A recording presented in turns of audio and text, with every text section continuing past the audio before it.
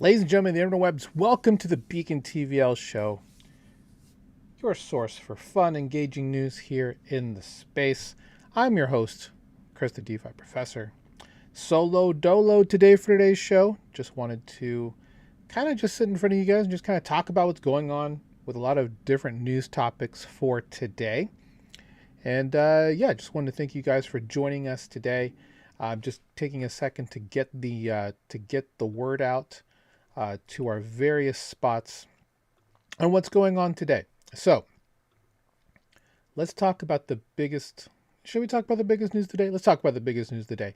Uh, well, I think the biggest news right now is that the market is actually in a very interesting spot,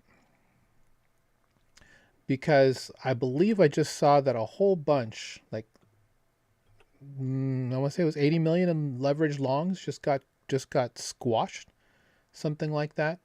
That kind of goes with the idea that you really shouldn't be taking leverage at this time. Uh, I understand like the idea of taking calculated bets, just the idea that things are just looking so good right now. But I don't think and I've been saying this for months now, unless you have a crystal ball, you really shouldn't be playing with fire. And we saw a bunch of people get smoked. Now, with that said, there's a lot of manipulation going on. Let's be honest here.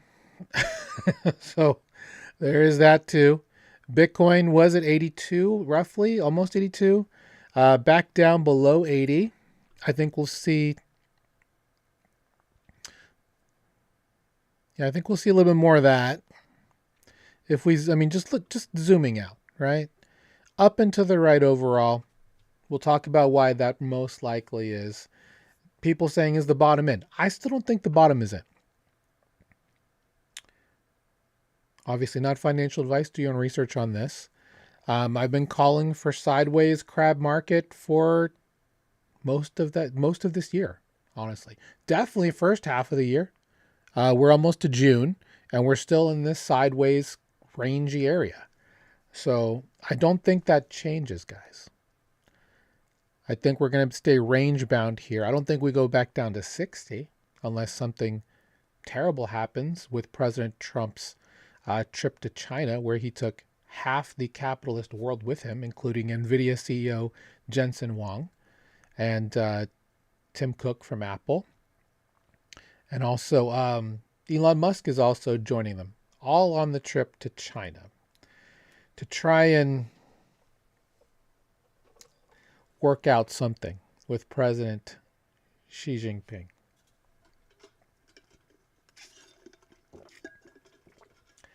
Grab your popcorn, ladies and gentlemen, because there's going to be a lot of kissing someone's ass, and it won't be the U.S. presidents. 1 second.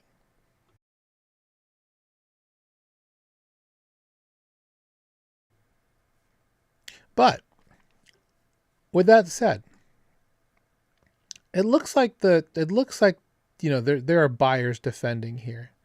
Again, we're not looking at the trading view look, but regardless, if we look at bubbles, and let's look at bubbles from here. It kind of reflects kind of what's going on. And again, some of these I'm not completely sure as to why they've done this, at least on the day. But if we look at the week, it gives us a better idea of what's kind of going on. Now, all I can really show you, say with everything I'm seeing here, is that there's a lot of bidding, specifically for major altcoins that are on the board. I've never heard of UB. And if we, Unibase, not familiar with the Unibase project, I'm sure there is something we can learn about Unibase here, other than someone calling for a bullish breakout setup.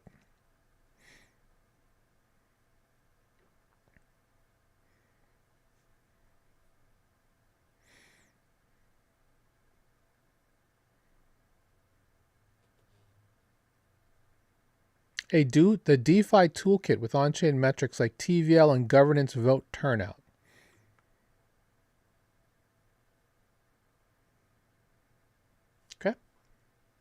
Hopefully it does well. Venice doing well. Should be no surprise. It's they've really called things well, honestly. Kite AI also doing pretty well. The other one that is interesting to me here, I don't know what B is. How'd they get? Oh, build on.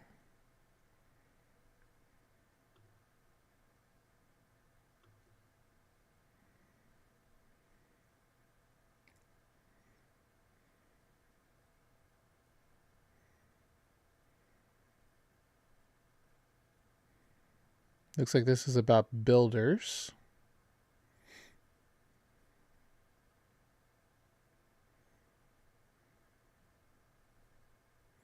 All these people saying, I told you, I told you. Interesting how they were able to get B. I mean, I guess you can get anything technically. But how they got listed with B. I wonder how much they paid for that.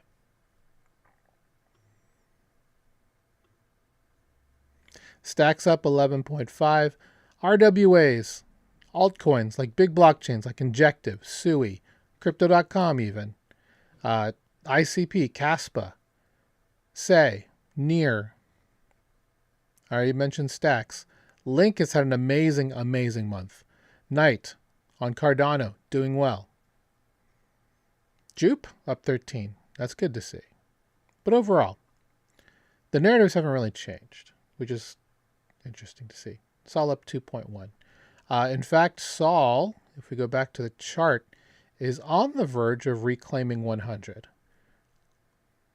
which would be a very large psychological barrier for them to get over on the way back to, if we see the all-time high towards $300 become a reality. Okay, let's look at, let me just take this out.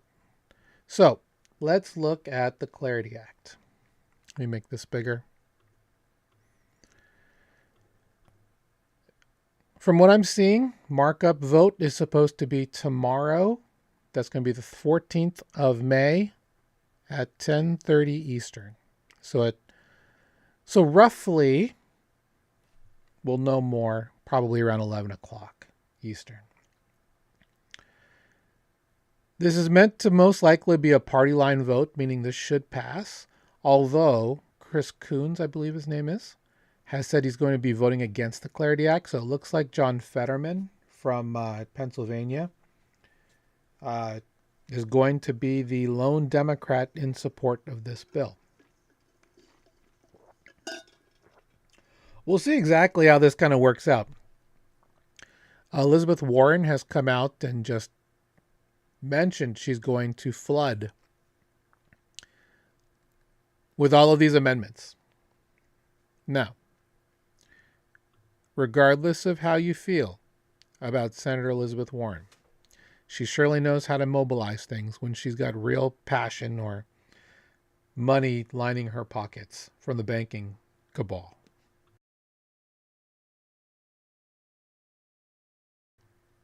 The interesting part is which banking cabal is lining her pockets, because it surely isn't the big ones at this point, because, Goldman, Chase, JP Morgan, they're all quite deep into the game now. So her amendments have to do with ethics. She wants stronger ethics guardrails against President Trump and his family and any future politician that is going to, I guess, to be president. Because if you're in Congress, I guess it's perfectly fine to own crypto. Just like it's perfectly fine to trade stocks like Nancy Pelosi. She's quite good at it, by the way. Or whoever is controlling her investments. They're all quite... You say things about Warren Buffett, one of the best value investors of our time. But let me tell you about the prowess of Nancy Pelosi. Before people come at me about that, every senator does it. Go check out.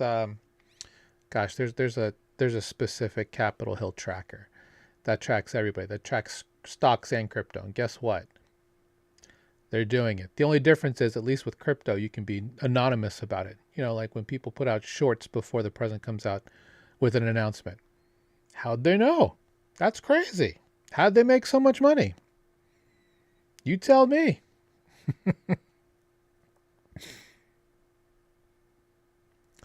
All right. So these are some of the amendments that are coming around. I don't know how much the language is going to change. Frankly, this is mostly theater. This is mostly just trying to cloud the minds of voters before the midterms. Warren's amendment would prevent the Fed from granting master accounts to crypto firms, cutting them off from core U.S. banking. This is in response to the fact that Kraken got a pilot program from Fed Governor Waller to get a skinny master account. This is not a full master account. To this point, no group has a master account. It's more of a pilot to get data flowing, because frankly, all of this data should be available to financial tech firms 24/7. Should they not be? That's just my look at it. Warren says the bill turbocharges conflicts of interest. Yeah, I don't think that's going to change anything. If the election of President Trump twice has shown people anything, it's that you can be presidential or you can be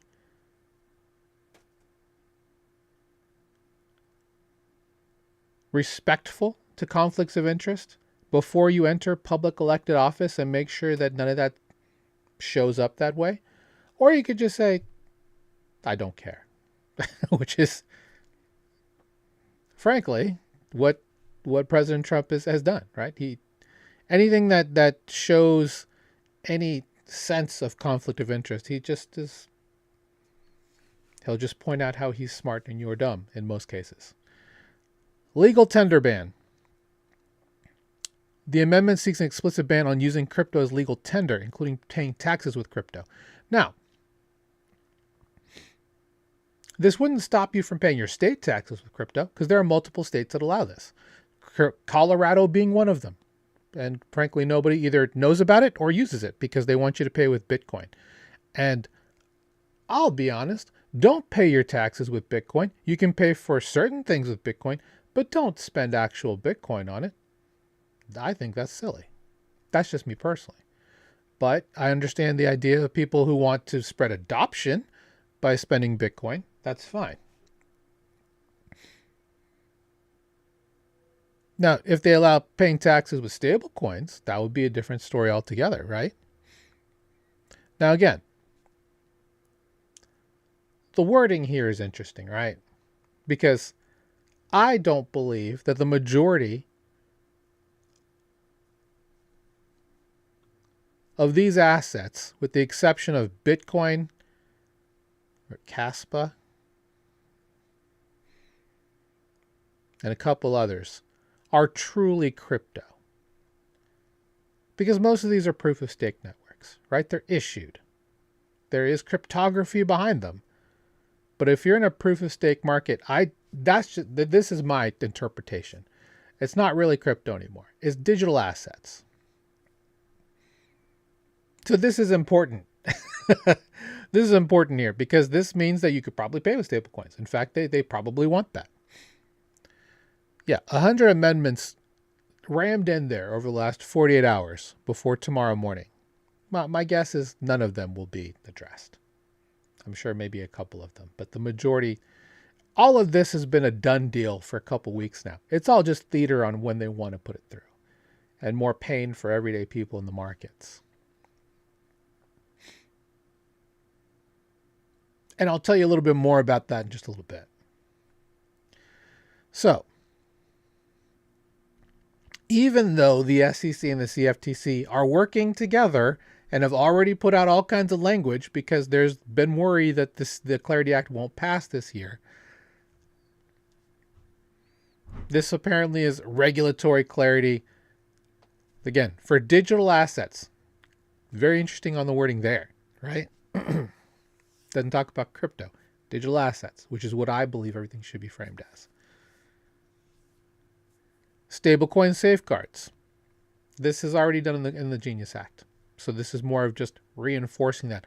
If I'm not mistaken, the Clarity Act actually does have the provision, unless it's been taken out, that there will never be a CBDC at the federal level. Doesn't mean that won't happen at the state level, but at the federal level, there will never be a CBDC or a central bank digital currency. The yield compromise. And again, this has been a non-starter from the beginning. The updated draft bans passive yield on stablecoins, but allows activity-based rewards, a key compromise to move the bill forward. Now,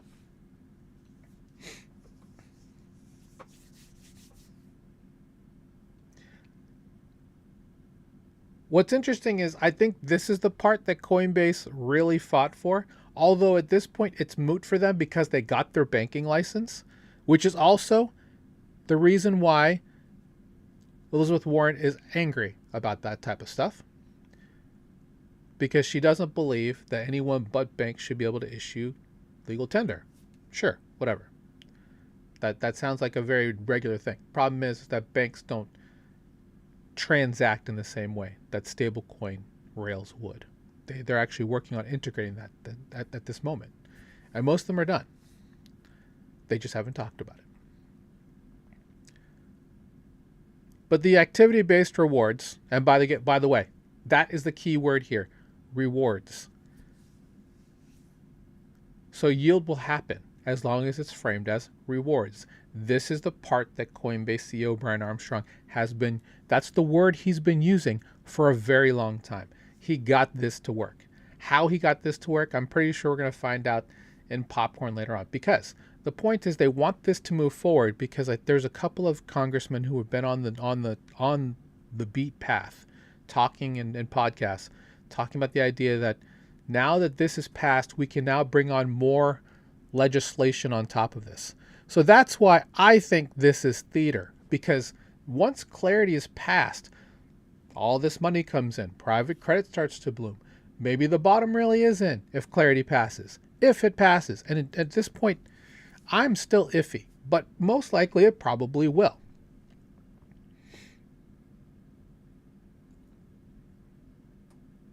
All of this should be taken care of, but we'll see a lot more amendments or a lot more rules placed on top of this it's a fairly loose framework, if I'm being very honest. I'm like, there's just been a lot of theater to go here. And I should probably bring up Rob Nichols, the head of the American Bankers Association, who was really who's been pushing. They want people to write their senators about this because it's going to cause a flight of bank deposits, a bank run on all banks, and it's not for stablecoin lending. If anything, and I said this last Friday on our Beat the Banks podcast, banking isn't going to die. Will banks die? Maybe. But banking won't. It'll just change arenas. How do I know that? Because all the major big banks have already moved into DeFi, guys. And we've talked about, if you followed this show at all, feel free to watch past episodes for the last 6 months if you want. The banks are already there.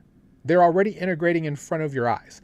They've been prepping for this for years, just like they've been prepping for quantum preparedness for the last several years. This should not be news to most people. What it's going to interrupt is really the settlement path, and we'll talk about that in a minute, because that part is the interesting part, because that part now is a wrap too. So,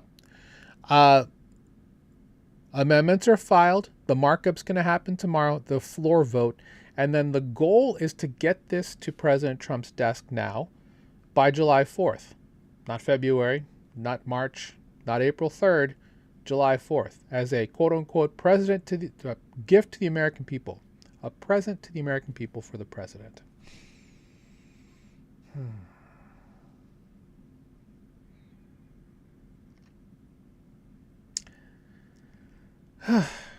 Anyway. Clear rules. That's really the idea here. It's not even about stronger markets or real value, because that's already been proven. clear rules. That way, at the very least, if there are legal battles here, precedent will be based off of what's passed in this bill. Now, there are some fun things that are buried in this bill. I did not read all 309 pages of this act. I didn't ask AI to do it either. But there are people who have. Let me see if I can do what I will recommend here.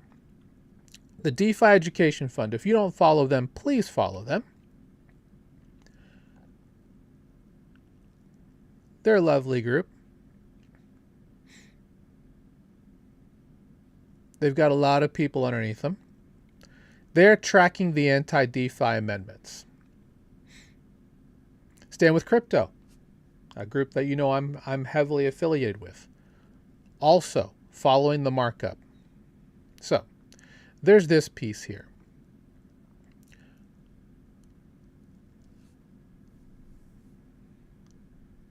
DeFi Blockchain Regulatory Certainty Act. This means that basic software developers, as long as they have certain things where they're not trying to control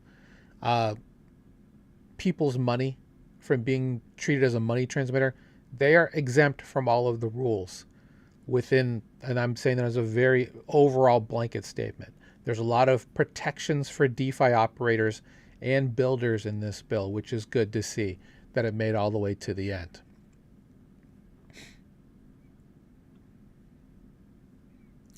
Let's see.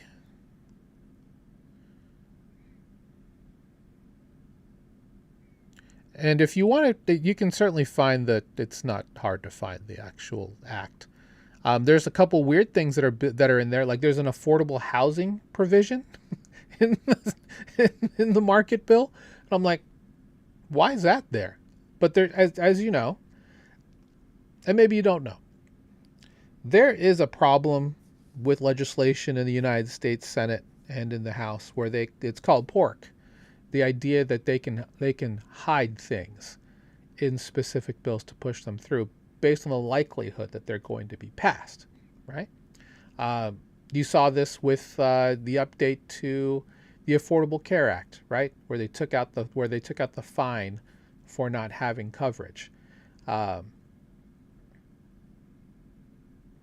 was done in a basic bill. Sometimes you'll get provisions, all kinds of things inside of this stuff. I'm kind of shocked they didn't put the gas tax suspension in this one, to be honest. But they put an affordable housing thing in there. Well, I'm like, interesting. But that's just kind of how these things work. In order to move things, unfortunately, they kind of have to hide things in there. And that's just kind of what's going on here. Banks, they should have zero ability to add amendments, either adapt or die, but get the F out of the way of innovation. We're past the age of innovation, Howie DeWitt, sorry. That happened a couple of years ago. This is integration this year. This is what's happening right now. Let's see. Yeah, let's move to that one then. So the DTCC, the Depository Trust and Clearing Corporation. This is the big thing that institutions are going to be using. In fact, the DTCC is very now ingrained with Canton Network, which is not surprising. They have a great partnership with them. But the other part that's interesting is that they've collaborated now with Chainlink. And the reason why this is important is because Chainlink has a technology called CCIP, or Cross-Chain Interoperability Protocol. And this allows both pricing oracles, intra-ecosystem messaging, as well as smart contracts, all built into one suite of tools that builders and institutions can use to move assets across multiple chains. This is what Swift will be using when they start moving money back and forth wholeheartedly amongst its nearly 12,000 member bank membership. So The fact that Chainlink, which is still the market leader with regards to pull oracles, that they've chosen them for this. That Intercontinental Exchange, which is the parent company of the New York Stock Exchange, and multiple other groups have partnered with Chainlink to make cross-chain, borderless movement of funds a very true reality. For those who think that crypto isn't real, guys, they're already doing this. They've been doing this. They've been testing this for months, if not years. For you guys to continue to say that crypto isn't real is a true ignorance to the innovation and integration that's been happening for the last couple of years. You're going to be left behind. I've been here for 5 years telling you this kind of stuff. Tell all your friends. It's here. It's been here. It's happening now. Now they just need the quote-unquote bureaucracy to step aside so that the actual rules are going to happen.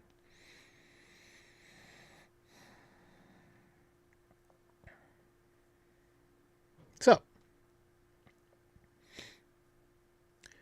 and this is the interesting part. By leveraging tokenization and distributed ledger technology, which is through them as well as Chainlink, to modernize collateral mobility, our goal is to enable 24/7 near real-time collateral management across global markets and blockchains, says Nadine Chakar. The integration of Chainlink's CRE, which is their runtime environment, and data standards will allow us to deliver a unified on-chain environment, bringing on-chain asset prices, valuations, and other collateral agreement data to support this transformative industry initiative. For those that are curious as to why Chainlink is such an integral part of this, is to understand what Chainlink does the best. They are an off-chain oracle, meaning they provide pricing for digital assets. If you go to different CEXs like Coinbase, Binance, Bybit, Kraken, Crypto.com, Gate, OKX, they're all going to have slightly different prices, right? And that introduces the idea of what we call arbitrage, where you can buy it cheaper somewhere on another exchange, move it, then sell it for a higher price on a different exchange because of that inefficiency in pricing. Oracles help break that by providing a quote-unquote source of truth for the price of a specific asset. Now, the pricing model, outside the scope of this, right? Because I could wax all day on what that means. But the fact that the DTCC, other clearinghouses, institutions are all partnering or working with Chainlink or something like Chainlink to bring everything on chain should tell you everything you need to know about where everything is moving. It's moving on chain. Simple as that. They're going to tokenize everything. They're going to bring it all on chain. It's all going to be under one pricing oracle. Not one, but mostly one. And everything will be digital. There will be no more waiting. Everything will be instant, right? And that's the goal. That's the idea. They want instant settlement because right now it's like next business day or whatever that might be, right? So if it's Friday, Monday, or maybe Tuesday, those days are over. Gone. 4 to 12-hour wires, gone. It's happening in as little as 150 milliseconds. That's the idea. And it's coming. The passing of the Clarity Act will finalize more of, well, doesn't even do that. People will have more confidence in the idea that it's not going anywhere. Because the idea is, the one thing that people are worried about is that Trump gets out of office, all this goes away. Not with the passing of the Genius Act and the Clarity Act. Now it's cemented. Now it's a part of American lore and global idealization forever now, right? Until something comes over to upset the apple cart. But the work of the original co-founders of Ethereum, the work of the original Bitcoin miners, of all the other blockchain and blockchain adjacent technology over the last 5 to 10 years has all come to this point. And that's the part that's the most important. So yeah, that's what we're looking at. So this is big news. Clear signing is now live. If we go to clearsigning.org,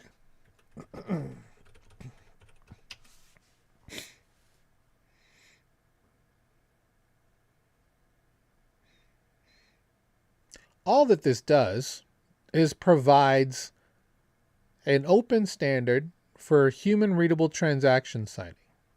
Now, if I were to show you what any transaction looks like on the blockchain, let me see if I can pull one up real quick, because they've made it a lot nicer.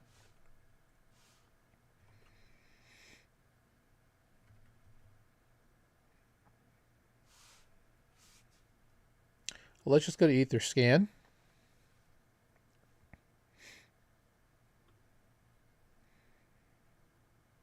And a blockchain explorer literally just tells you what happens within each block and transactions that happen within each block.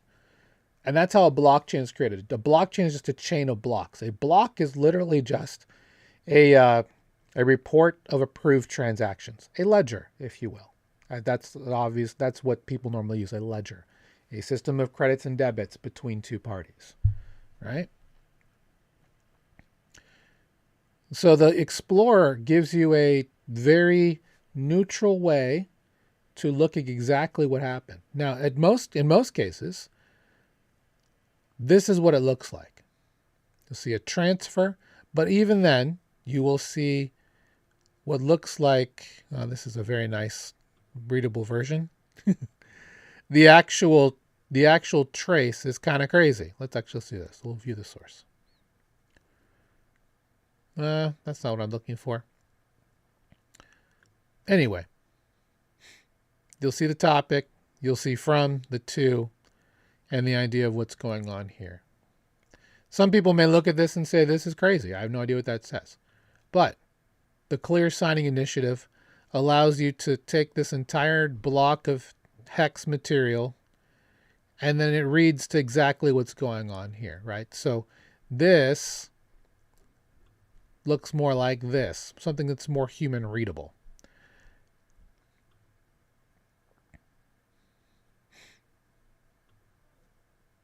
Now, somebody put something else in there. Someone quote retweeted this and mentioned that the reason why certain exploits happened was because people couldn't truly read this. To a degree, I agree with that, but at the same time, that doesn't tell the whole story. That also tells a story that people really weren't paying attention, regardless of clear signing. Having this available in a very large format on a display is all that really matters, in my personal opinion. Because this is your blind signing. And obviously, this is all commonsensical stuff, right? Signing a transaction that you can't read is like signing a blank check. And then 7730 comes through, actually pushes this standard that every market participant has, or infrastructure has, to abide by. This is now live after a considerable amount of years of talking about it, and it's great. This is good. This is what the industry needs. This is what's going to bring more clarity across all ecosystems, because this isn't just an Ethereum issue. This is a Solana issue. This is an Algorand issue. This is a Bitcoin issue. This is insert favorite layer 1 chain anywhere. This is an issue. These are things that have to be done. Yes, we're doing things at a very granular level, but it should be audible to the human eye, or at least to a machine readable eye, to make it easier for us to at least determine what happens during a transaction, and to have it even clearer in this method so that everyday people can look through and look at it much better, right? Instead of having to have a degree or some really deep knowledge of the subject to learn more about what happened in a simple swap between, a stable coin and Ethereum. So this is good to see.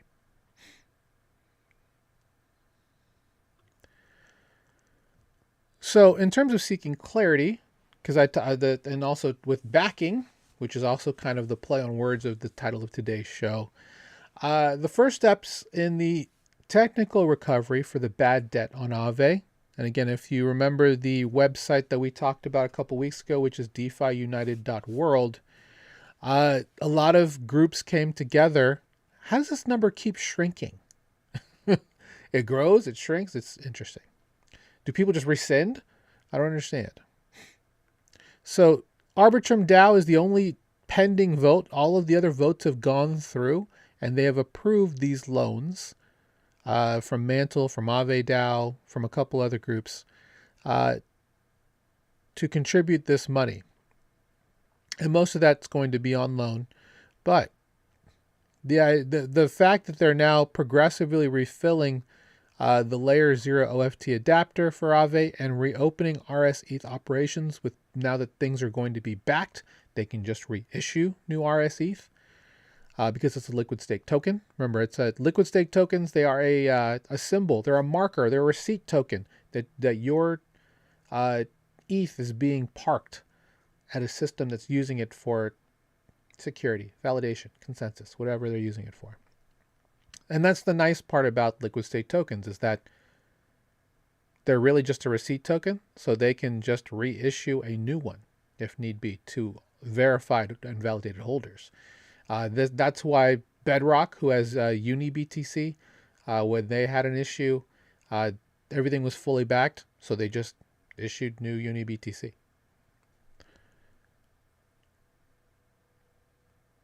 Now, there will be a whole process for people who are affected by this to now get their RS-ETH. And I assume that the majority of people that will get this will just literally cash out and go back either to plain ETH or USDC or whatever stable, whatever asset they want. Because this was a not so fun experience. Thankfully, they were able, thanks to DeFi United, able to fill the hole and get things back to where it should be. A lot of things happened, a lot of things were said, a lot of fingers were pointed, but I do think that, much like we said 3 weeks ago, DeFi will iterate, it will heal itself, and we will move on, not losing too much, but being wiser for the situation. The harder part is, how do we get people to get trust, I guess would be the word. Drift is learning that right now. How do people get the layer 0 is learning that lesson right now. How do we get people to trust in these brands again? Bring everything back up to speed, back up to board.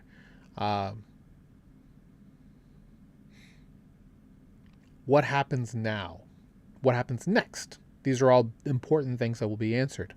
But the fact that we're actually even at this point, frankly, even just a little bit after what happened, is remarkable. Remarkable. Because there have been many exploits where it's like, now you're not going to get your money back for possibly years, if ever. But at least you're getting some of it back. In this case, the hole was filled. They're working on making RS-ETH holders whole, which is really all that matters. Because in the world of all the finger pointing and all of the shit that was thrown back and forth, no one was really addressing the users, right? Because at the end of the day, it's the users who are losing, not the infrastructure providers, not Layer 0, not Kelp DAO, not Aave, although Aave had bad debt, that's one thing. But it's really the users who trusted their funds in this system that now have a sour taste in their mouth. How do we move forward, bringing that sentiment back that, your funds are going to be safe? This is still something to put your money in, because it still is. I mean, DTCC, all of these other groups that are coming in, Clarity Passing, they're going to catch up to what you guys have been doing in this space for 5, 6, 7, 8 years now. They're going to catch up to that, to all the things that were built and laid out ahead of them. So to leave now would be, in my opinion, fairly foolish. That's just me. I'm in this for the long haul. I hope you are too. With that said, Uniswap now supports payment flows. Builders can add a recipient to quote requests, which allows swap outputs to go directly to any address. There is something scary about that idea. But this is what Uniswap v4 was created for, right? The idea to have this pre-step with simpletons and hooks and all of these other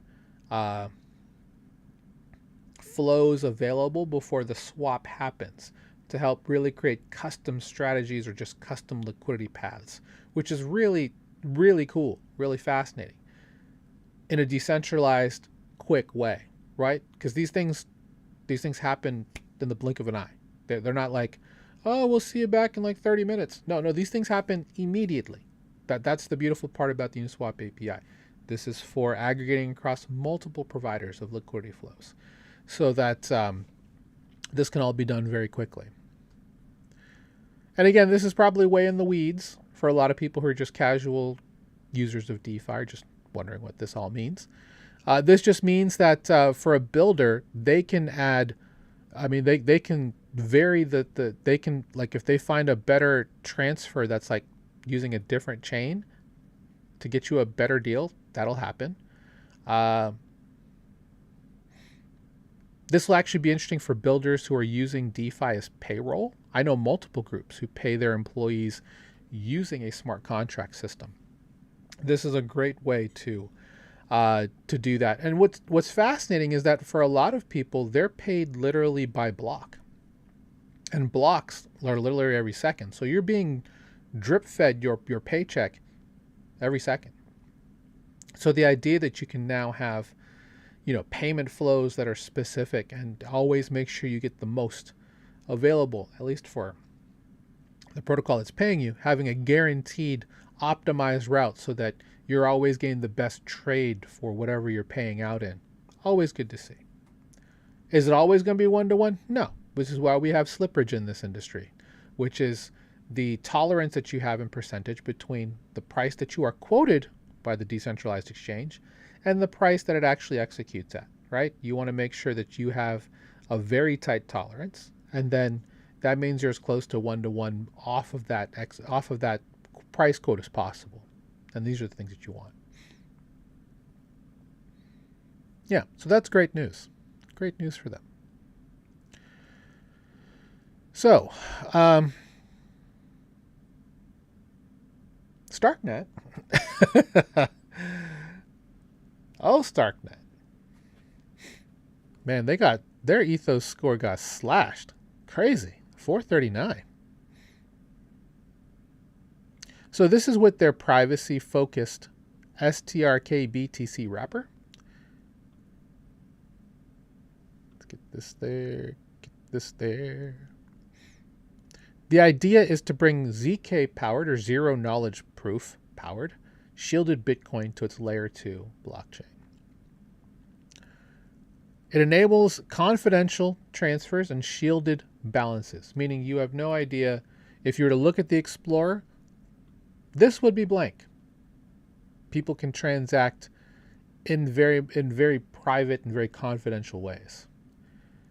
I know people will probably frame this as this is how terrorists move money. No, this is how people who don't want you to actually see what they're doing, because privacy is a basic fundamental human right, right? Should you be able to go to the ATM and have everyone watch your balance and what you're transacting? No, I think most people would say that having a private transaction like that is something that every person on this planet should have private as a basic fundamental right. This is no different than that, guys. This is the ability to shield your transactions so that people cannot see exactly what's going on. With that said, everything on the blockchain, just to make this a fact, just to point this out, everything on the blockchain explorer, this is public.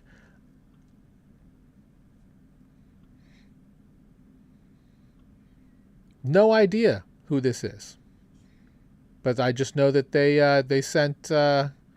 Looks like they transferred $19 of ETH from this address to this address. No idea who they are, and that's fine. I don't need to know who they are. I just know that the transaction happened. This is the when people see this, like, oh my God, is my wallet details public? No, as long as you don't actually provide any personally identifiable information, or PII, along with it. Right? This is why we tell people, don't talk about the fact that you actually, you know, have quite a bit of crypto. Yeah, you use the system. You're not going to say how much. It's not like you're going to walk around and tell, like, yeah, this is what's in my bank account. Some people may do that, but you're asking for trouble if you do that, in my personal opinion. That's why shielded transactions are very important. Now, they're having a registration for a faucet where you can get some free STRK BTC, which I'm assuming you could probably, you know, redeem for regular Bitcoin. You need Ready or Xverse. Really, Starknet? Xverse is now a Starknet compatible wallet. Good for Xverse. Connect the wallet to claim. You have to sign in with your X account. If you love that idea, if you're selected, you may receive an amount between 25 cents or $100 worth of STRK BTC. So,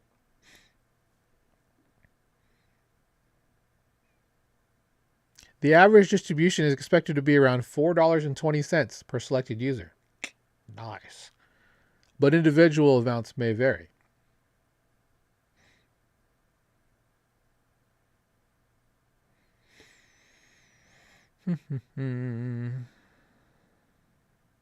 So you can't turn shield mode. You can turn shield mode on or off directly from your Ready or Xverse wallet. That's fine. It's up to you how you feel about this. I think it's interesting. Let's see. 235 million. I was way short on that. How is the market looking right now? Still around the same.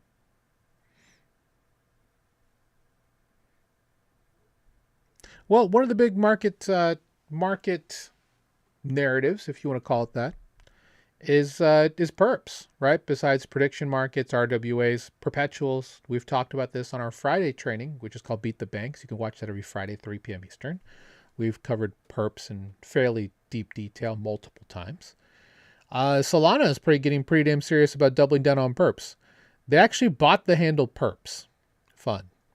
Let's follow that. I mean, after Drift got hacked, they kind of better be pretty damn serious about perps, because that's like the only major perp exchange. Well, I take that back. There's more, obviously, right? So now we have Bullet, Phoenix, JTX, Bulk, and Flash Trade. I don't follow any of these. I think I follow Bullet. Yep.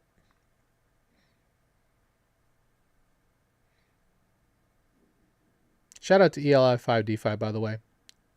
Fantastic person. Very good at his job on putting together great infographics. See? Did I not just say that? Did I not just talk about your protocol?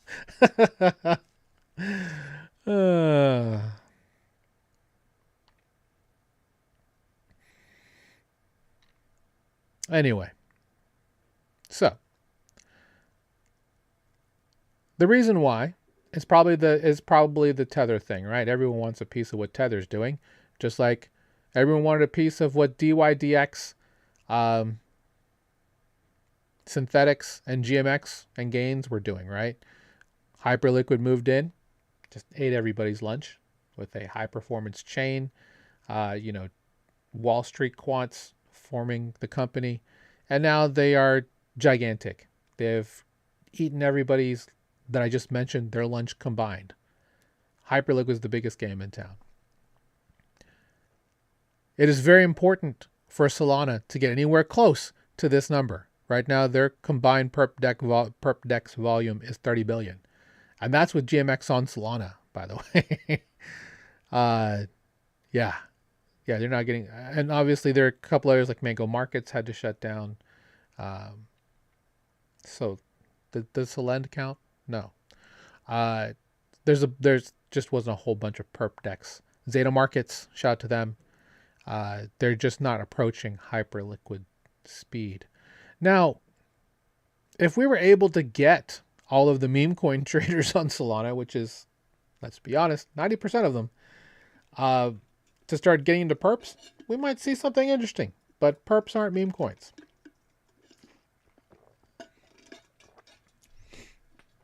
Now, if you're able to figure out a way to make it easy to get major blue chip meme coins, which is anything over a specific age or anything over a specific market cap, into the mix, I'm sure that would probably be helpful. Which is probably what they're going to do next, if I'm being honest. But if you're curious about perps on Solana, feel free to check out any of these projects. I cannot guarantee that anything are going to be great, to be honest. BuyReal should be on this list too, which is from it's from Bybit. Oh, I'm not on a vacation right now, but I believe they also have perps. But these guys are purely perps.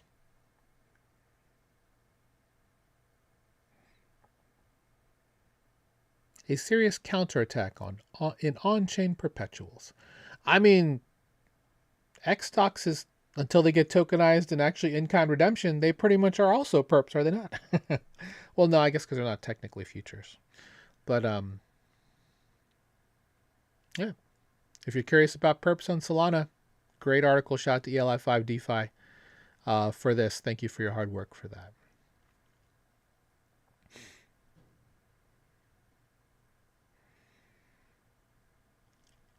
Next thing we'll talk about. So this is one reason why we don't mention doing DeFi on mobile. A lot of it is just your phone, your tablet is an unfortunate threat surface, a vector, an attack surface that many bad actors can get to fairly easily, right? It's inevitable you're going to use your phone, right? Let's say you have a wallet. There's mobile versions of many of the great wallets that are out there, and you use it on your phone, on your tablet.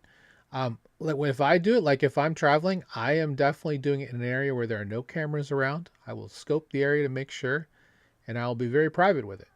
Now, thanks to biometrics and two-factor authentication, using your phone as a source to trade in a pinch is fine. Just be aware of the security ramifications of doing so. I would still treat any wallet that you connect, and what you should do is use it as a hot wallet, right? If you have to get access to your positions using your phone, do it. You should be able to, right? Not as easy as it is, if you're using your laptop, but that's just kind of the way that it works. This is a circumventing VPN tunnels bug. Is it the worst thing? No. But the part that sucks is that Android says they wouldn't fix it. Graphene OS, which is a privacy-focused open source version of Android, has already released a patched version. And you can manually patch it using ADB, or the Android Development Bridge. So, could this lead to worse things? Yeah, probably. Probably. Is it the worst thing right now? No. I can tell you what that would be. That would be... Oh, did I not put it up here?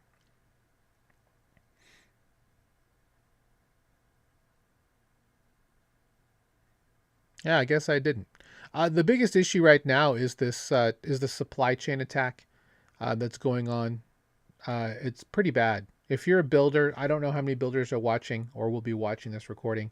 Be very careful on what you are building right now, especially if you're doing it in JavaScript. There's with NPM and other types of JavaScript package managers. I don't think this is a Python issue. This is a JavaScript issue. There's a very terrible bug that's going out there and actually will put in a dead man switch to kill everything if you try and remove it. So I would say just lay low or switch to Python or Rust or something else that doesn't rely on these package manager things. A supply chain attack is just attacking um, a simple package within what we call the boilerplate of a lot of templates. Because just to be quick about it, when I teach developers or aspiring developers on how to become a good developer, we teach about the idea of A, logic, B, patterns.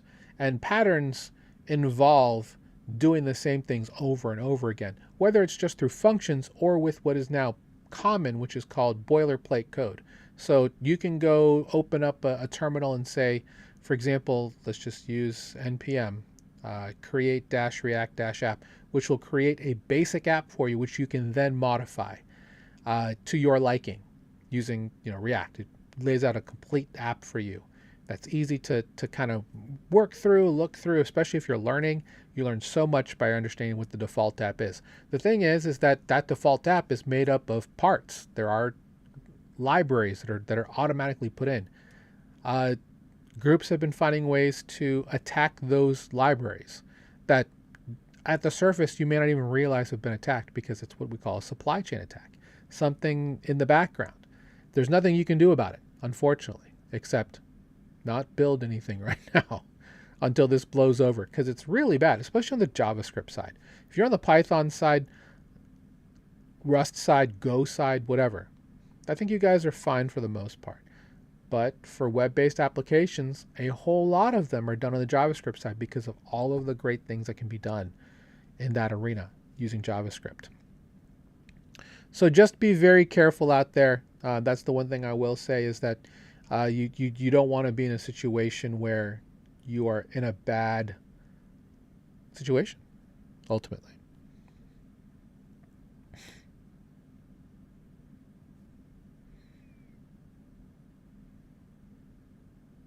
If you're finding value in today's show, again, thank you so much for watching. Please feel free to check out our free group. This is our free group, Total Value Locked. School.com/beacon. You'll learn about how to get into decentralized finance, or on-chain or blockchain finance, however you want to frame it. Check out our Start Here post. You'll get a message from myself and our CEO, Andrew. You'll also learn more about what our free content is. And if you want to learn more, if you want to get fast-tracked there, you can, of course, use any of our paid offerings, which are available. Shout out to our Beacon Mastermind founding members, our current Mastermind members, our Spotlight and Challenge subscribers. We love you guys. None of this is possible without you guys. Beacon turns 3 years old next week.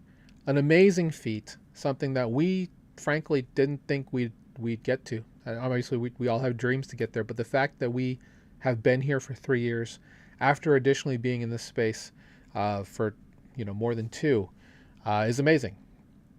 And through your support, through your ability to help tell people about what we do, we really appreciate just people thinking of us when it comes to education and getting new people into the space, or even taking existing people who are here and helping transform them, or help translate concepts to help them become more established crypto natives or DeFi natives in this space.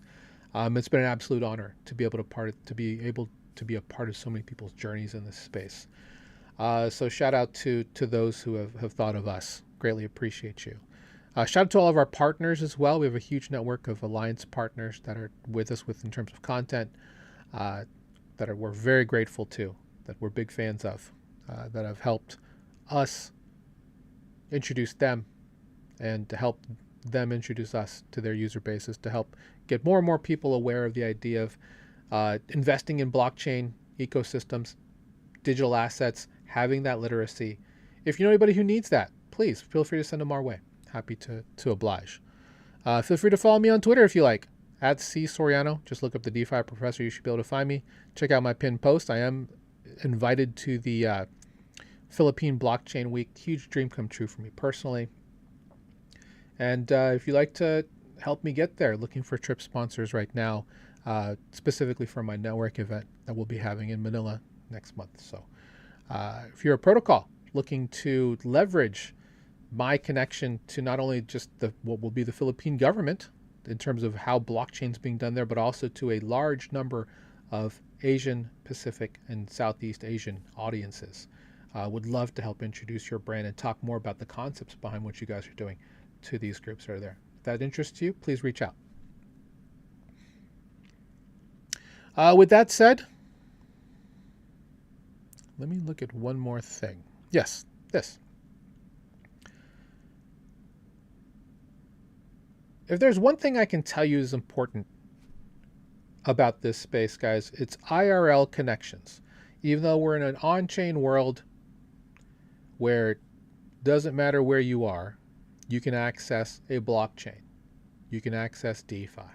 You can access CEXs.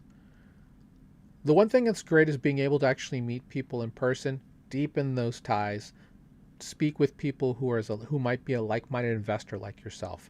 And that is what, shout out to Snacks, by the way, and Pizza DAO.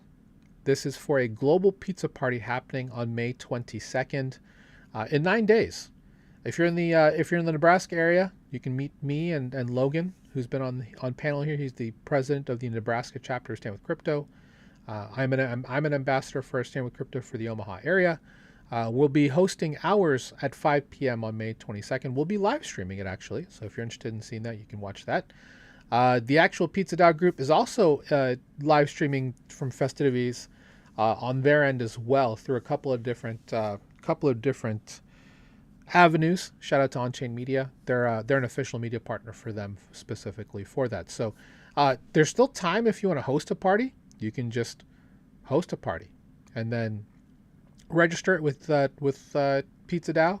I don't know how all that works, to be quite honest, if they give you a stipend based on what's going on. But the idea is to literally just meet other people. There is some lore behind this. I'm actually making some content about the lore. This is Jeremy's. This is Laszlo. We'll call him Hanich. Paid 10,000 BTC to Jeremy Sturdivant to order him 2 pizzas. That's a lot of Bitcoin, guys. It wasn't back then.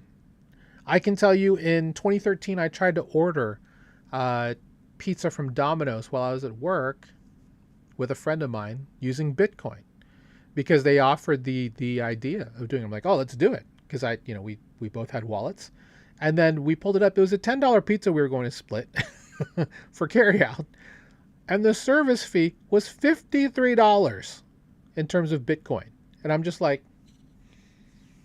that's 5 times the amount of the pizza and 10 times the amount of the tax we were paying. So we decided not to buy it. Because, yeah, it was going to be cool, but no, we weren't going to do it. Just because I was like, we're paying like $85 for a pizza that we can just not pay with Bitcoin for. Maybe we should have. Maybe we would have been cooler that way. But that's my pizza story with regards to... Anyway, this also serves for our monthly meetup for the Nebraska Stand With Crypto organization. If you want to meet me, meet Logan, or just meet other people who share blockchain ideas, or even if you don't, you want to learn more, please feel free to come by. Happy to talk with you. Again, there's to find your party. It's all over the world. There's cities everywhere that's having them. We'll be live streaming. We'll have tons of pictures. I don't think we have this exact signage. We'll ever Stand With Pizza stuff. Maybe there will be one. I'll talk to Logan specifically about this. But excited to meet with everyone and talk with everything. And of course, you can get some free pizza. We actually are going to be at Williamsburg Pizza, which is a fantastic pizza place. All of the locations are in Brooklyn, New York, in the Williamsburg area, except for the 2 locations that are here in the Omaha Metro, because the founders have deep ties, or one of them has deep ties to Omaha. So get quality New York style pizza, same recipe they use in their Brooklyn restaurants here at Omaha. Come check it out. Ours will be at 5 p.m. at the near Gretna location of Williamsburg Pizza. But yeah, if you have a global pizza party, let us know. Put it in the comments. Let other people know. Like, hey, we're actually having one here. You can find it, of course, just going to the website globalpizza.party. And you're able to search your city. And there are multiple cities across the world that are doing this in multiple countries, whether you're here in the US or San Juan, Puerto Rico, or Chennai, India, or Campinas, Brazil, Lviv in Ukraine, San Carlo in Colombia, Beijing, China, and Suka. I'm guessing that's in the Nigerian flag. My apologies if I have that wrong. Yeah, lots of great spots. They're going to have it. Even in Russia, Petrozadolsk. Or in Mongolia, Ulaanbaatar. On my list of cities to see. Durban, South Africa. Lagos, Nigeria. Hamilton, Ontario, Canada. I'm a big geography nut, by the way. I love geography. Anyway, we'll be back next week. I'll make sure we have a panel. So I'm not doing a solo dolo show. Hopefully you found great value in today's show. And yeah, go out there, talk to your legislators if you're curious about the Clarity Act. Hopefully we'll get some new things going on with the Clarity Act soon, and we'll know more about what's happening after that. And then the Fed Chair Kevin Warsh for his Fed Chair nomination confirmation, I believe, happens on Friday. So we'll see exactly what the next week holds. That I believe that Chairman Powell's reign has ended on Friday, the 15th. Should be an interesting week next week, guys. Hold on. Don't take leverage.